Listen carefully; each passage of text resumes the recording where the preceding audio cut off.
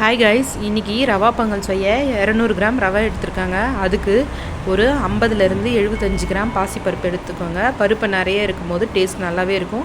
நீங்கள் எந்த கப்பால் பருப்பு அளந்துக்கிறீங்களோ அதே கப்பால் 3 கப்பு தண்ணி ஊற்றி ஒரு 4லேருந்து 5 விசில் பருப்பு வேகிற அளவுக்கு உங்கள் குக்கருக்கு ஏற்ற மாதிரி விசில் போட்டு எடுத்துக்கோங்க.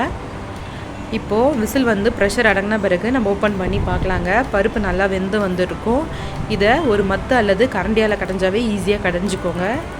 இப்போது ஒரு பேனில் ஒரு 2 ஸ்பூன் நெய் விட்டுட்டு அதில் நம்ம ஆல்ரெடி எடுத்து வச்சுருந்த ரவையை போட்டு நல்லா வறுத்துக்கலாங்க.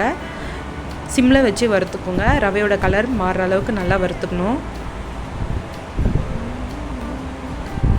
இப்போது இதை நம்ம ஒரு தட்டில் கொட்டி வச்சுக்கலாம். நீங்கள் எந்த கப்பால் ரவையை அளந்தீங்களோ அதே கப்பால் 3 கப்பு தண்ணி ஊற்றிக்கோங்க. இதை நல்லா கொதிக்க வச்சுக்கோங்க.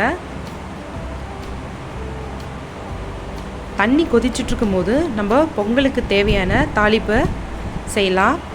இப்போது ஃபஸ்ட்டு நெய் ஒரு 4-5 ஸ்பூன் விட்டுட்டு அதில் முந்திரியை போட்டு தனியாக எடுத்து வச்சுக்கோங்க. நீங்கள் முந்திரி அப்படியே போட்டு செய்யும் போது தண்ணி ஊற்றும் போது அது ஒரு மாதிரி ஆகிடும், கிறிஸ்பினஸ் போயிடும். இப்போது இஞ்சி ஒரு துண்டு போட்டு நல்லா நசுக்கி வச்சுக்கோங்க. பச்சை மிளகா காரத்துக்கு ஏற்ற மாதிரி போட்டுக்கோங்க. கருவேப்பிலை ஒரு கொத்து சேர்த்துக்கோங்க. கூடவே ஒரு ஸ்பூன் சீரகம், ஒரு ஸ்பூன் மிளகு போட்டுக்கோங்க. இது எல்லாத்தையும் நல்லா வறுத்து எடுத்துக்கோங்க. நம்ம ஆல்ரெடி வறுத்து வச்சுருந்த ரவையை இது கூட சேர்த்துக்கலாம்.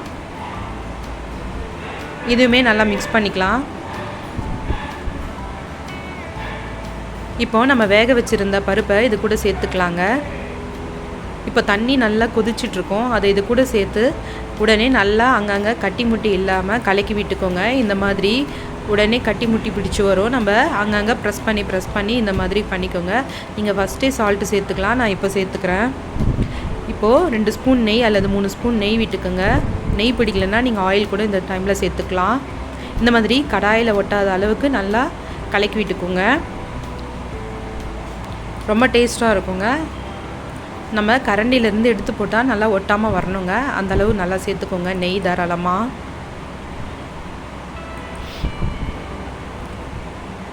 பாருங்கள் எவ்வளோ சூப்பராக கடாயில் ஒட்டாமல் அழகாக வருதுன்னு. பாருங்கள் கரண்டியில் கூட ஒட்டாமல் எவ்வளோ சூப்பராக வந்து கீழே விழுதுன்னு.